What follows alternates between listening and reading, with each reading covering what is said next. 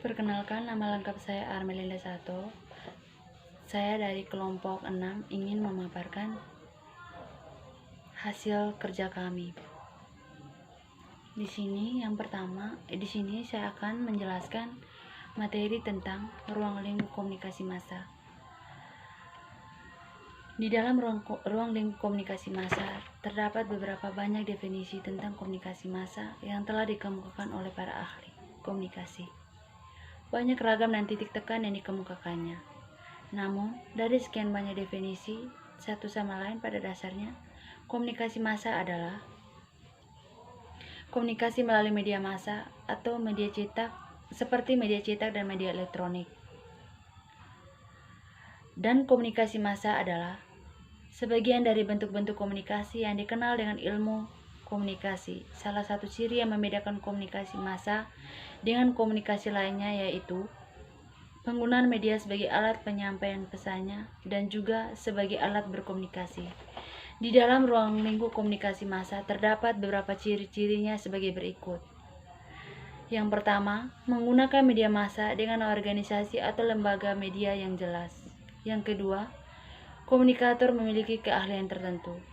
Yang ketiga, pesan searah dan umum, serta melalui proses produksi dan terencana. Yang keempat, khalayak yang dituju heterogen dan anonim. Yang kelima, kegiatan media massa teratur dan berkesinambungan.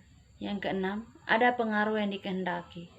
Yang ketujuh, dalam konteks sosial terjadi saling memengaruhi antara media dan kondisi masyarakat serta sebaliknya.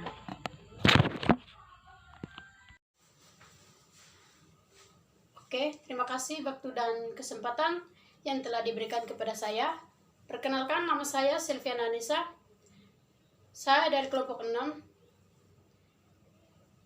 Di bagian ini saya akan menjelaskan tentang fungsi komunikasi massa. Mengenai fungsi komunikasi massa, itu dalam buku Aneka Suara Suatu Dunia diterangkan dengan cukup gambling yang patut disimak oleh para mahasiswa. Dan peminat komunikasi dipandang dari arti yang lebih luas, tidak hanya diartikan sebagai pertukaran berita dan pesan, tetapi sebagai kegiatan individu dan kelompok mengenai tukar-menukar data, fakta, dan ide. Maka fungsinya dalam sistem sosial adalah sebagai berikut. Yang pertama, satu, informasi, yaitu pengumpulan, penyimpanan, pemrosesan, penyebaran berita, data, gambar, fakta dan pesan, opini, dan komentar yang dibutuhkan agar orang dapat mengerti dan bereaksi secara jelas terhadap kondisi. Secara jelas terhadap kondisi internasional, lingkungan, dan orang lain, dan agar dapat mengambil keputusan yang tepat. Yang berikut, sosialisasi, penyebaran sumber ilmu pengetahuan. Kenalkan, saya Susanti Andini Paramba. Berikut saya akan menjelaskan fungsi komunikasi massa. Yang pertama, perdebatan dan diskusi.